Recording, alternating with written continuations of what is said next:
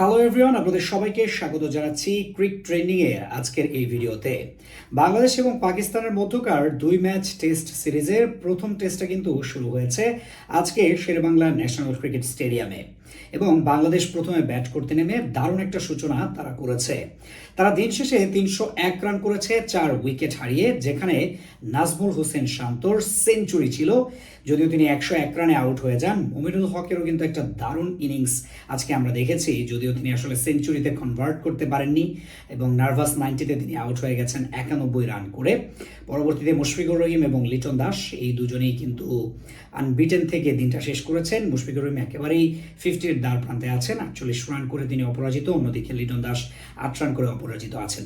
তো এখন সবচেয়ে আলোচনার যে বিষয়টা সেটা হচ্ছে যে আমরা অলরেডি দেখছি বিভিন্ন জায়গায় আলোচনা এবং সমালোচনা হচ্ছে পাকিস্তানের স্পিন বোলার নোমান আলী এবং writer medium bowler Mohammad Abbas, এই দুজন মিলে 8টা নো বল করেছেন।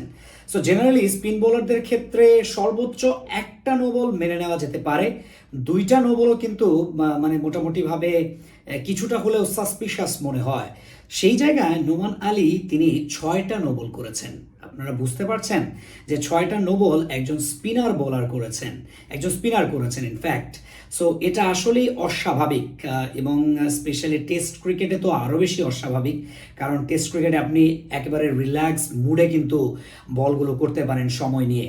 টি20 ক্রিকেট, শর্টার ভার্সন ক্রিকেটে কিন্তু সেটা মেনে নেওয়ার মতো একটা বিষয়। বাট টেস্ট ক্রিকেটে আসলে এটা একেবারেই কাম্য নয় যে 6টা নো বল একজন স্পিন বোলার করেছেন। অন্যদিকে আব্বাস আফ্রিদি তিনিও 2টা নো বল করেছেন। সো এই দুজনের কম্বিনেশনে টোটাল 8টা নো বল করেছে আজকে পাকিস্তান ক্রিকেট টিম, এবং যেটা আসলেই খুব মানে সাসপিশাস মনে হচ্ছে, এবং এটা নিয়ে হয়তো সামনে তদন্ত হতে পারে।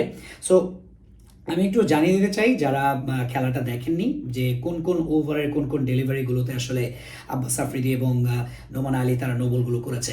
37.1 ওভার অর্থাৎ 38তম ওভারের প্রথম বলে নোমান আলী তিনি নো বলটা করেছেন নাজমুল হোসেন শান্তর এগেনস্টে, এবং পরবর্তীতে একই ওভারের তৃতীয় বলটাতে অর্থাৎ 38তম ওভারের তৃতীয় বলটাতে তিনি নো বল করেছেন এগেইন শান্তর এগেনস্টে 39.4 ওভার অর্থাৎ 40তম ওভারের চতুর্থ বলটাতে তিনি নো বলটা করেছেন মমিনুলের এগেনস্টে, এবং পরবর্তী যে নো বলটা তিনি করেছেন সেটা হচ্ছে 53.2 ওভার অর্থাৎ 54তম ওভারের যে দ্বিতীয় বল সেই বলটাতে তিনি নো বল করেছেন, এবং সেটা মমিনুলের এগেনস্টে করেছেন। পরবর্তী দুটো বল তিনি মুশফিকুর রহিমের এগেনস্টে করেছেন, একটা 64তম ওভারে অর্থাৎ শেষ বলটাতে 64তম ওভারের সেই বলটাতে তিনি নো বল করেছেন, এবং পরবর্তীতে 73.1 ওভার অর্থাৎ 74তম ওভারের প্রথম যে ডেলিভারিটা সেই ডেলিভারিটাতে মুশফিকুর রহিমের এগেনস্টে তিনি নো বলটা করেছেন, এবং সেই ইন্টারেস্টিংলি সেই বলটাতে ক্যাপ্টেন শান মাসুদ তিনি রিভিউ নিয়েছিলেন লেগ বিফোর উইকেটের জন্য, এবং সেটা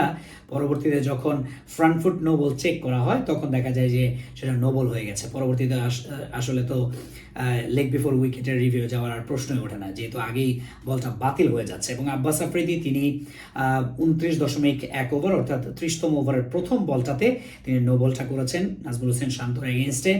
যেহেতু শান্ত তিনি সেঞ্চুরি করেছেন, সো মোস্ট অফ দ্য টাইমই দেখা যাচ্ছে যে শান্তর এগেনস্টে আসলে এই দুজন বোলার নো বল করেছেন, এবং পরবর্তী নো বলটা লিটন দাসের এগেনস্টে করেছেন, এবং সেটা 84তম ওভারের প্রথম বলে। সো এই কারণে আসলে মনে হচ্ছে যে এখানে কিছু একটা সাসপিশাস তো অবশ্য থাকতেই পারে, এবং আমরা জেনারেলি জানি যে পাকিস্তানি ক্রিকেটাররা আসলে তাদের হিস্টোরি বলে যে তারা বিভিন্ন সময় কিন্তু ম্যাচ ফিক্সিংয়ের সাথে কিংবা স্পট ফিক্সিংয়ের সাথে জড়িত ছিল।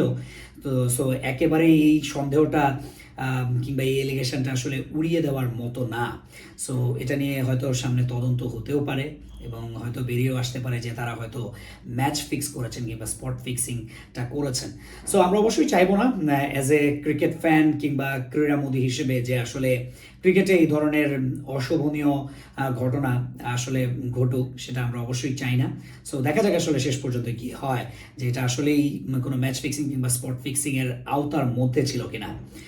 সো ভিউয়ার্স, আজকের ভিডিও এই পর্যন্তই। ভিডিওটি যদি ভালো লাগে, যারা ফেসবুকে দেখছেন তারা পেজটি ফলো করবেন, ভিডিওটিতে লাইক দেবেন, কমেন্ট করবেন এবং শেয়ার করবেন, এবং যারা ইউটিউবে দেখছেন তারা চ্যানেলটি সাবস্ক্রাইব করবেন, ভিডিওটিতে লাইক দেবেন, কমেন্ট করবেন। ধন্যবাদ সবাইকে।